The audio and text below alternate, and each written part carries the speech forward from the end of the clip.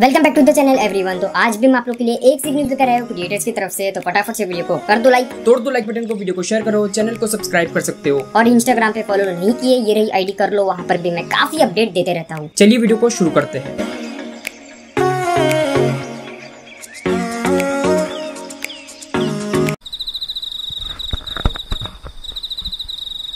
क्या हुआ, ऐसे क्या देख रहे हो? हाँ मालूम है शक्ल चेंज हो चुकी है, लकी डांसर लग रहा हूँ। इसका मतलब ये नहीं कि ऐसे घूर के देखोगे और अब कमेंट्स नहीं करना इसको लेके।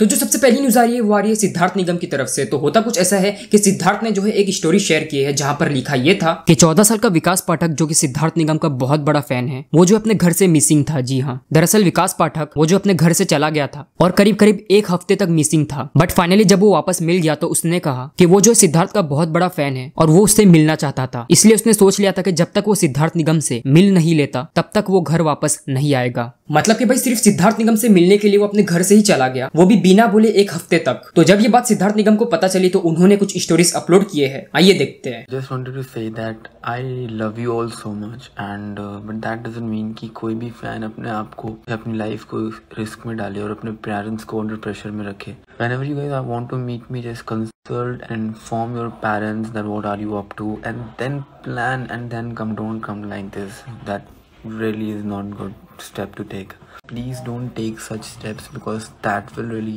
upset me and hurt me, because if anything, oh God forbid, anything happened or anything goes wrong, I won't be able to see it. So please don't do this and don't take such steps. It's a request from my side. Guys अगली news आती है रफ्तार की तरफ से। तो वो जो है Q&A कर रहे थे अपने इंस्टाग्राम पे, जहां पर किसी ने क्वेश्चन किया एमिवे के लिए व्यूज प्लीज यूनिटी कर लो, हिप हॉप विंस। उस पर रफ्तार ने कहा ब्रो आई थिंक हम लोग इतने मैच्योर हो चुके हैं कि हम ये समझ सकते हैं कि हम एक दूसरे को हेट नहीं करते। हम तभी कहते हैं जब इंपॉर्टेंट हो। हम लड़े या ना लड़े तुम लड़ते रहोगे because that is your source of entertainment. फिर किसी ने पूछा एक बार एमिवे की और ले लो, कुछ मजा नहीं आ रहा आजकल। उस पर रफ्तार ने कहा और ऐसे ही मैसेजेस उधर भी भेजे जाते हैं, सबके लिए अपनी टीम नंबर 1 हैशटैग बहुत तेज हो रहे हो। और तो गाइस यहाँ पर रफ्तार को जो है किसी ने MC स्टैन को भी लेके क्वेश्चन किया, भाई MC स्टैन के बारे में कुछ। उस पर रफ्तार ने कहा बोलने की जरूरत नहीं है, वो करके दिखा रहा है। वैसे गाइस मैं आप लोग से कहना चाहता हूँ कि भाई आज का वीडियो काफी इंपॉर्टेंट है, मतलब कि हो सकता है शायद वीडियो थोड़ा लंबा हो जाए लेकिन पूरा एंड तक देखना, काफी मजा आने वाला है। और तो गाइस हम लोग 3 लाख सब्सक्राइबर्स के बहुत करीब है। जो लोग ने सब्सक्राइब नहीं किए कर लो, घंटा भी दबा देना,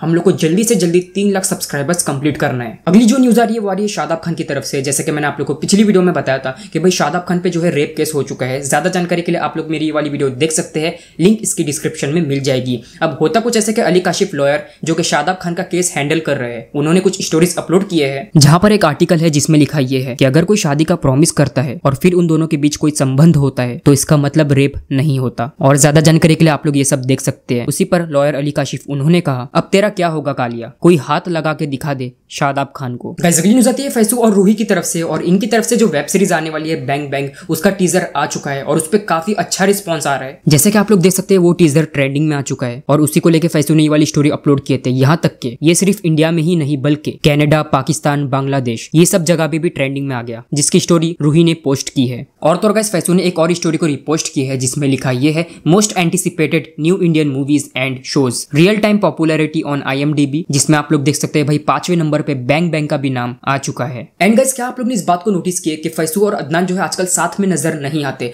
मतलब कि ना ही साथ में स्टोरीज डाल रहे हैं ना ही कोई पोस्ट, यहाँ तक कि अगर कहीं साथ में जा रहे हैं सबके सब तब भी नहीं। इवन जो बैंग बैंग का टीजर आया है उसे जो है रियाज, फैज बलोच, जन्नत मिर्जा, यहाँ तक कि हसनैन सभी ने अपनी स्टोरी में शेयर किए हैं, लेकिन अदनान और सद्दू ने नहीं किए। अब इसको लेके मुझे काफी सारे लोग मैसेजेस कर रहे थे कि भाई लगता है फैसू, अदनान, सद्दू इन सब के बीच कुछ तो अनबन हुई है। खासतौर पर अदनान के लोग बात कर रहे थे, अभी कंफर्म नहीं है, ऐसा दिखने में आ रहा है। बाकी आप लोग का इससे रिलेटेड क्या कहना है आप लोग मुझे कमेंट्स में बता सकते हैं। अगली जो न्यूज आ रही है वो आ रही है टॉप 20 टेलीविजन सेलिब्रिटीज रैंकिंग को लेके। जी हाँ, फीमेल में। जैसे कि आप लोग देख सकते हैं जो टॉप 20 टेलीविजन सेलिब्रिटीज है उसमें जो है सबसे पहला नाम शहनाज गिल का आया है, उसके बाद जन्नत जुबैर, 8वें नंबर पे अवनीत कौर, 9वें नंबर पे अनुष्का सेन, और भी काफी सारे लोगों का नाम दिया गया है जैसे कि आप लोग देख सकते हैं। गाइस अगली न्यूज आती है ट्रिगर्ड इंसान की तरफ से। तो होता कुछ ऐसा है कि यहाँ पर सिंगस्टा, जी हाँ, जो कि एक बहुत बड़े म्यूजिशियन है, हैं, उन्होंने ये वाली स्टोरी पोस्ट की है, जहां पर आप लोग देख सकते हैं किसी ने जो है ट्रिगर्ड इंसान के नाम से उनको कमेंट किया, जहां पर लिखा ये था कि सिंगस्टा is the worst artist in India. तो उसी स्टोरी को जो है रिपोस्ट करते हुए ट्रिगर्ड इंसान ने कहा, ब्रो सिंगस्टा ये फेक प्रोफाइल है, be aware of such spam accounts. और फिर ट्रिगर्ड इंसान ने कुछ स्टोरीज अपलोड किए हैं, आइए देखते हैं। यार आजकल ये एक नया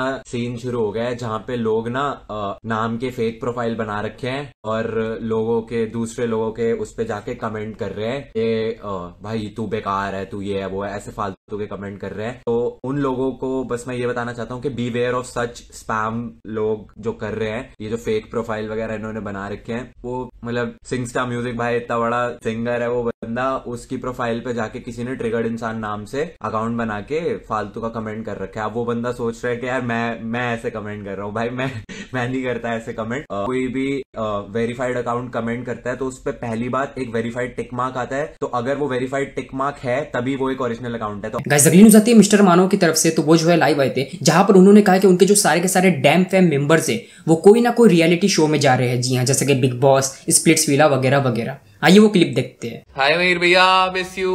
MNV is in 2020 Splitsvilla guys. Spoiler नहीं देते आशी, मेरे को खुद अनाउंस करना था ये। इट्स ओके, बट सारे डैम फैम मेंबर्स कोई ना कोई किसी रियलिटी शो में जा रहा है, तो आपको पता चल जाएगा थोड़ी देर में।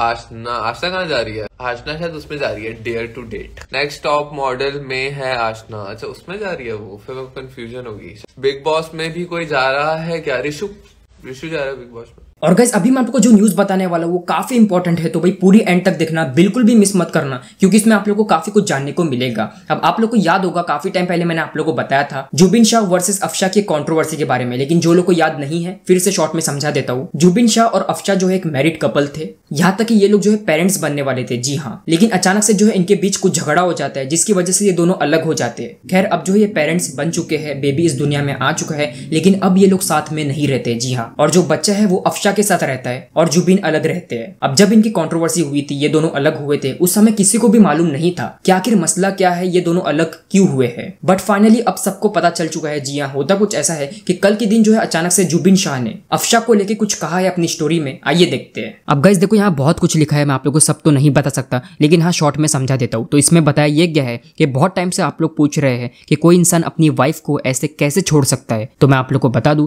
कि मैंने उसे नहीं छोड़ा हूं, ना ही छोड़ना चाहता था। हमारे डिवोर्स के बाद ये केस को कोर्ट हैंडल करेगा। वो उस बच्ची के बारे में भी नहीं सोच रही है कि उसके एक स्टूपिड ईगो की वजह से सबसे ज्यादा उस बच्ची को प्रॉब्लम होगी। किसी ने आज मुझे कहा कि आपकी वाइफ अकेले सरवाइव कर रही है, तो आपको गिल्टी फील नहीं होता क्या? तो मैं आप लोग को बता दूं कि उसको अच्छे से जानने के बाद अब मुझे गिल्टी फील नहीं होता। मुझे बस मेरी बच्ची की चिंता है, क्योंकि अब वो उस अकड़ू औरत के हाथ में है। कोई उसे कहो कि ग्रो अप करे, मैं यहाँ फाइट करने नहीं आया हूँ। मैंने उसे बहुत चांस दिए, उसे ही डिवोर्स चाहिए था। तो प्लीज आप लोग इस बारे में मुझसे ना पूछे। आप लोग शॉक हो जाओगे जब उसकी मेंटेलिटी आप लोग को पता चलेगी। भला कोई इंसान इतना बुरा कैसे हो सकता है कि एक बाप को अपनी बच्ची से मिलने नहीं दे रही। उसने अपने घर पे सिक्योरिटी लगा के रखी है ताकि मैं एंट्री तक ना कर सकूं। अगर मैं नहीं होता तो उसकी बच्ची मर सकती थी, ऐसी केयर कर रही थी वो। वैसे तुम अपना रियल टैग यूज क्यों नहीं करती, हैशटैग डोंगरी छाप? वो मुझे डिफेम कर रही है ताकि मेरा करियर खराब हो जाए, सही बातें छुपा कर। मैं अभी तक उसकी इज्जत इसीलिए कर रहा हूँ क्योंकि वो मेरी बच्ची की माँ है। उसको मुझे जितना बदनाम करना है कर ले, लेकिन वक्त आने पे सब सच बाहर आ जाएगा। मैंने तुमसे शादी कर ली इसलिए क्योंकि तुम 5 साल बड़ी थी और तुम्हें शादी करनी थी ताकि तुम्हारी उम्र ना चले जाए। मैं ऐसा इंसान नहीं हूँ जो दूसरों की जिंदगी बर्बाद करे। कुछ रीजन की वजह से हम लोग अलग हुए थे। खेलने दो उसे सो कॉल्ड विक्टिम गेम, जिसकी वजह से उसे फेम मिल जाएगा। घर की औरत बातें घर में रखती है, बट फाइनली इतने टाइम बाद अब मुझे बोलना ही पड़ा। अब गाइस देखो जुबिन शाह ने जो है अफशा के बारे में यहाँ पर काफी कुछ कहा है, लेकिन रीजन ही नहीं बताया कि ये दोनों अलग हुए क्यों है। अब जब ये स्टोरी अफशा ने देखे तो वो लाइव आए, जी हाँ, और उन्होंने वहां पर सारा कुछ बता दिया कि आखिर रीजन क्या था ये दोनों के अलग होने का, और भी बहुत कुछ बातें जो है प्रूफ के साथ बताई गई है। अब वो लाइव 30 मिनट की है, मैं आप लोग को पूरा तो नहीं बता सकता, लेकिन आइए उसमें से कुछ इंपॉर्टेंट क्लिप्स देख लेते हैं। आज मुझे बोलना जरूरी लग रहा है क्योंकि आज मेरे लिए कोई लिख रहा है। मैं इतने टाइम से चुप बैठी थी तो मेरे चुप होने का फायदा उठाया जा रहा था। मैंने सिर्फ अपने लिए सिंगल मॉम लिख रही थी। मेरे हाथ में कुरान है, मैं शायद अगर झूठ बोलूँ ना तो इसकी पकड़ मेरे को अल्लाह देगा। सबसे पहली बात, ये डिवोर्स कोई सैड डिवोर्स नहीं है। ये डिवोर्स से पहले ऐसा हुआ था कि मैं जुबिन से बहुत लड़ाई कर रही थी और जुबिन ने मुझे क्या क्या बोला कि मैं बहुत बुरी हूँ, मैं उससे बड़ी हूँ। हाँ भाई मैं उससे बड़ी हूँ, ही 23 आई एम 28 जब हमने शादी की, सब मानती हूँ मैं, लेकिन ये वजह नहीं मालूम जुबिन की आप लोगों को कि उसने क्या किया ऐसे जो मैं इतनी मजबूर हो गई हूँ कि मुझे आज कुरान हाथ में लेकर बोलना पड़ रहा है। वो मैं बताती हूँ। जुबिन का एक गंदा एक वल्गर सा सॉन्ग आने वाला है 2 लड़कियों के साथ। उसको मैंने बोला कि तुम ये सॉन्ग मत करो। उसने बोला मेरे करियर का पीक टाइम है, मुझे करियर बनाने का। मैंने घर से निकाला, मैंने बहुत लड़ाई की क्योंकि वो गाना बहुत गंदा गाना था। वो आएगा तब आप खुद देखना।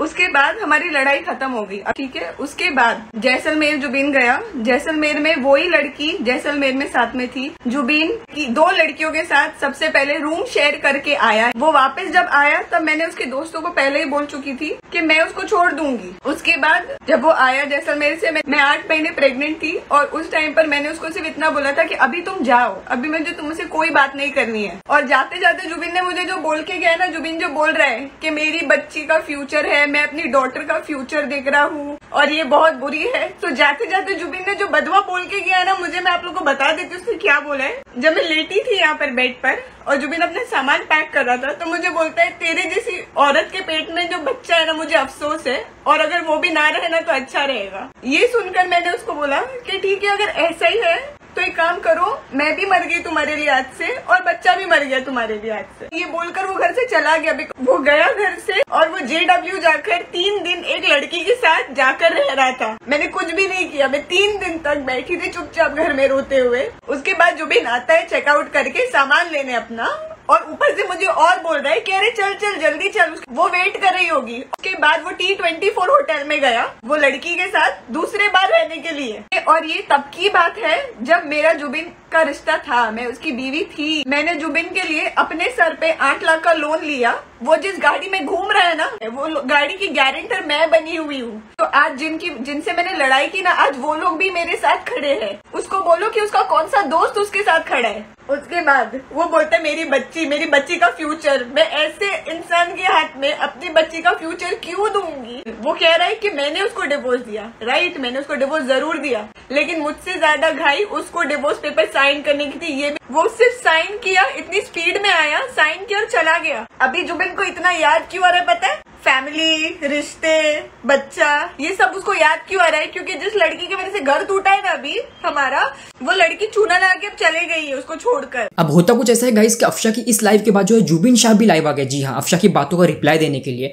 और भी उन्होंने वहां पर बहुत कुछ बातें की है। अब मैं आप लोग को सारा कुछ तो नहीं बता सकता भाई, 1.5 घंटे की लाइव है, लेकिन आइए उसमें से भी कुछ इंपॉर्टेंट क्लिप्स देख लेते हैं। कि आधी चीजें बता रही है। कुरान पे हाथ रख के आधा घंटा तक कसम खाना ना, तो पहले तो गाइस आप लोग को ये चीज मैं बता दूं, बिल्कुल भी ये चीजें मीन नहीं करती है। See I am a guy from a Hindu background. As you know Simran, I accepted Islam. Shaadi, about शादी आई टेल यू, मजबूर किया गया था मुझे इमोशनली। मैं उसको पहले ही बोल चुका था कि मैं अपना काम करूंगा।